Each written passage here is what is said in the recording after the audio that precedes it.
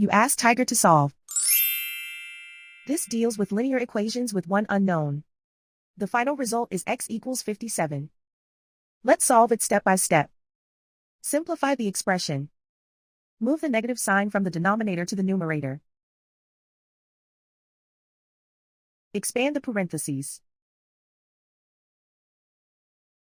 Break up the fraction. Group all constants on the right side of the equation. Add 3/4 to both sides. Combine the fractions. Combine the numerators. Reduce the zero numerator. Simplify the arithmetic. Convert the integer into a fraction. Combine the fractions.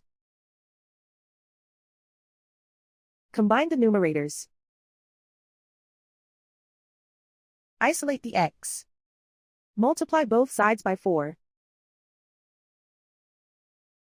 Group like terms. Multiply the coefficients. Simplify the arithmetic.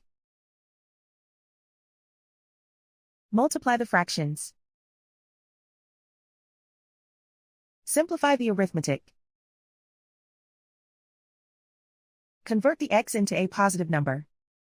Multiply both sides by -1. Remove the ones. Simplify the arithmetic. And so the final result is x equals 57.